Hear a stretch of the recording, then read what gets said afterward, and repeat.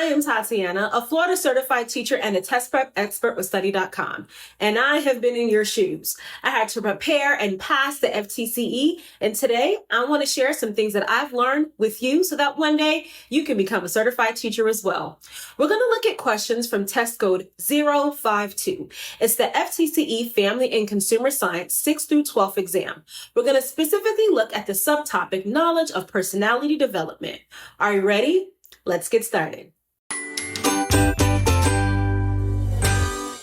Let's take a look at problem number 1. It reads, how do socializing agents influence social norms of gender roles? Option 1, socializing agents provide gender role cultural training. Option 2, socializing agents have no impact or effect on one's display of particular gender roles. Option 3, socializing agents such as family members, peers, society, or religion shape and impact gender roles. Or option 4, socializing agents pertain more to one's social environment and has nothing to do with gender roles. Let's take a look at option 1. Socializing agents provide gender role cultural training. While socializing agents can influence gender roles, this particular phrasing is a bit misleading. It implies formal training rather than more passive modeling of behavior and just the expectations within the cultural context. So in this case, this answer would not be correct. Let's look at our second option here. Socializing agents have no impact or effect on one's display of particular gender roles. Socializing agents do influence how people perceive and perform their gender roles. This particular choice says it has no impact, which would be wrong. Option 3. Socializing agents such as family members, peers, society, or religion shape and impact gender roles. This particular answer choice is accurate because it does imply that socializing agents help contribute to the forming and reinforcing of gender roles through societal expectations, which family members, peers, and society and religion can influence. So in this case, we're going to put a mark here just to hold that one. We'll be back to that answer choice. Last answer choice is socializing agents pertain more to one's social environment and has nothing to do with gender roles. This one is also incorrect because socializing agents do pertain to social environment, but also play a very significant role in just influencing and reinforcing gender roles.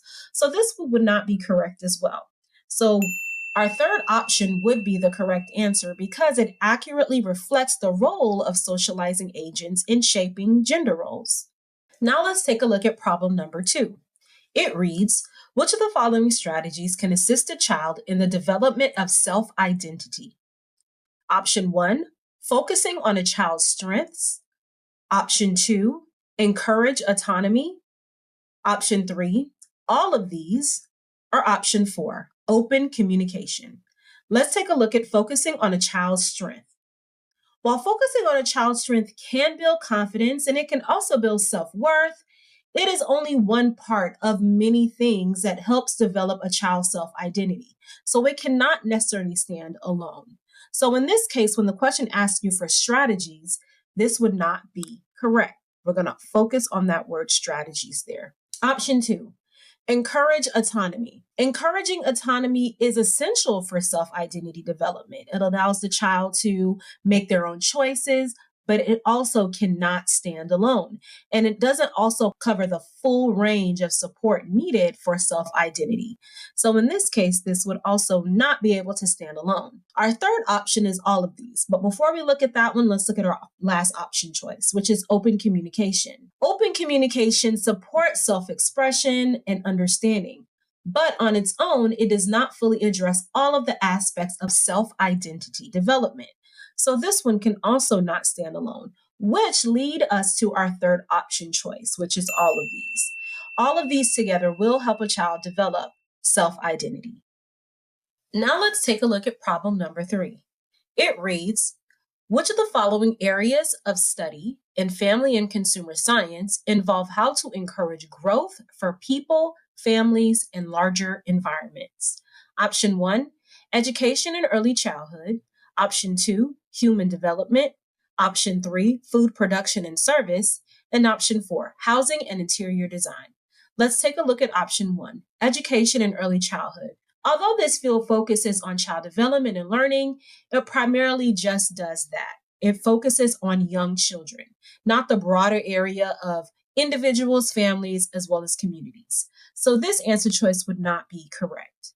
Option 2, human development, that focuses on the growth and development of individuals, families, as well as communities. It is a teaching method that encourages positive development at pretty much all levels. So we'll put a placeholder here and come back to this one. The next one is food production and service.